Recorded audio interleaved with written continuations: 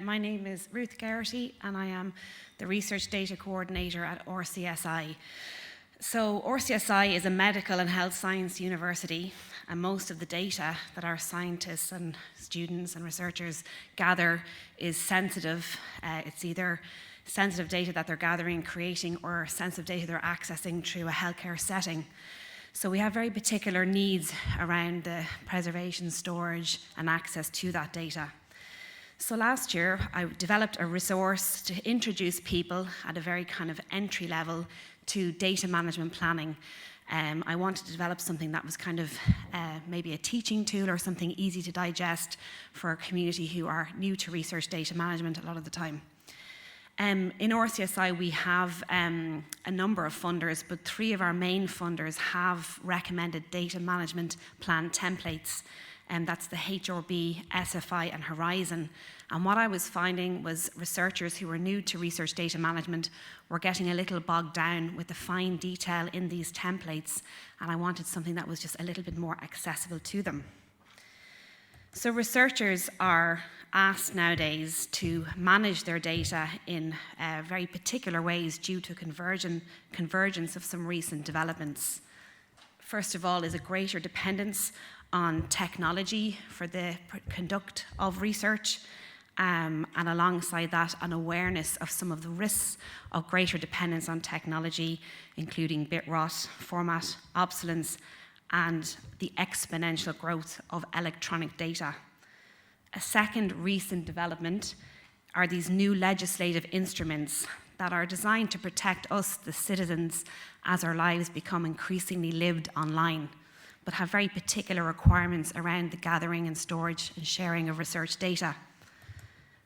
A third recent development is greater public scrutiny of science, particularly in a post-truth culture or era, requiring greater transparency on how public funding of research is spent, how research is conducted, and also the influence of science on policy. And I think that was particularly evident in the recent pandemic, the influence of scientific discovery on policy, which had real implications for the way that we lived our lives during that time.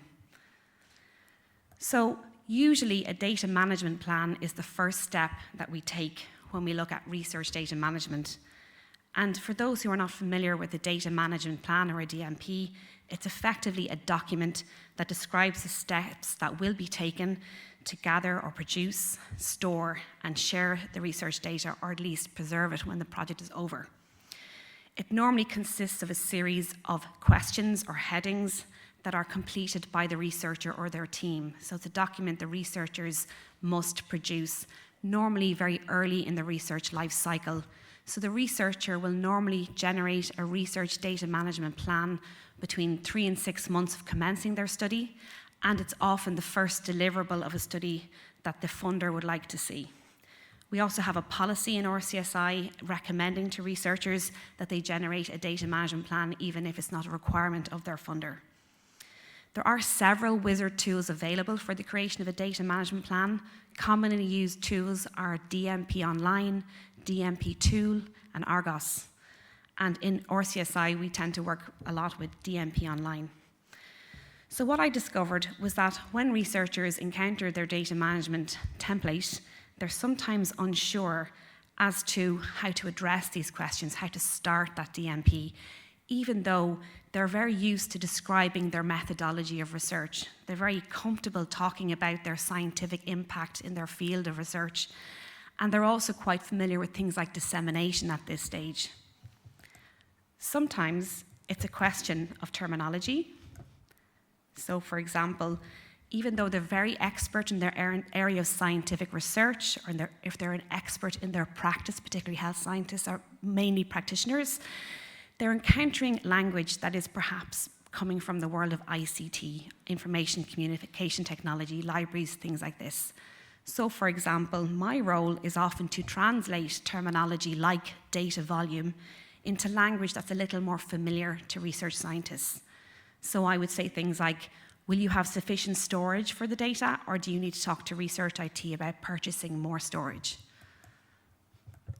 Maybe a word like metadata might throw them a little bit, so I translate that as, You need to document how you created this data, what methods did you use, when did you collect it, who collected it, what tools did you use. So just translating it into things that make a lot of sense to them. And documentation. Do you keep track of the steps that you take in your experiments? They usually do. And do you follow a specific format for these notes?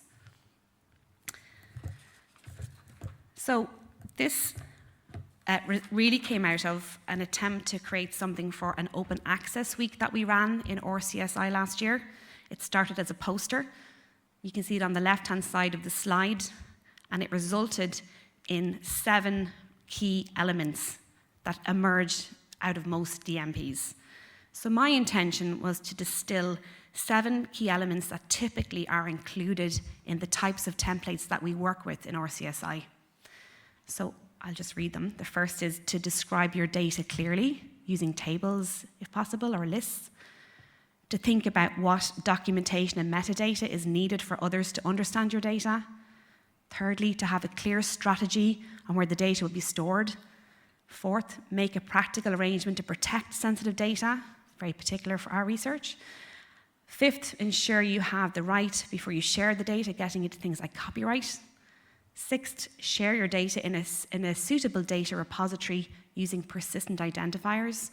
And finally, assign responsibility to team members. Name who will be responsible for the tasks in your DMP. So this turned into more of a manual. We had a good response to the poster, and we went on to turn it into something a little bit more manualized. And the key thing was to keep this manual friendly looking.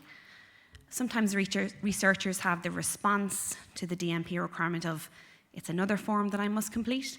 So we wanted to get them back to that space of thinking about it as a tool. The DMP is a tool for you to plan your research management. Each page lists the particular do, one of the 7, in this case, describe your data clearly. And underneath that, we list the specific questions that are relevant to this part of the DMP. But that's the bolded text. Underneath the bolded text, then, is the guidance that I have provided in language that's familiar to researchers. Now, this is probably quite challenging for universities that have a number of faculties. In one way, it was easier for us because it's all health sciences. But still, I think there's something in being able to tailor your guidance to particular research groups so that it makes sense to the type of research they're conducting. So in terms of what was learned, that's the second page from this. So I think what's important to remember is that the data management plan tends to be the first point of contact between the library research data management service and the researcher, and it's important to keep things friendly and collaborative. The DMP is basically an entry point of friendship with the research data coordinator, because if it's a friendly relationship, they're more likely to come back to you again. It's important not for them to view it as some kind of compliance assessment at first, but rather a planning tool. It's important because it can lead to more open and honest conversations around what's really happening on the ground, the research. So, for example, I often have conversations with people, they're quite nervous when they first meet me because they don't know me and they don't know what I'm going to ask them to do. And when they realize that I'm helping them write their DMP, they might talk to me a bit more honestly about how they're storing data and what they should be doing around storage. Also, it's important that they will implement the plan. So if they see you as a collaborator or a supporter, they're more likely to come back for further support, especially when they're trying to make the DMP an actionable thing. And that's basically everything I want to tell you today, so thank you very much.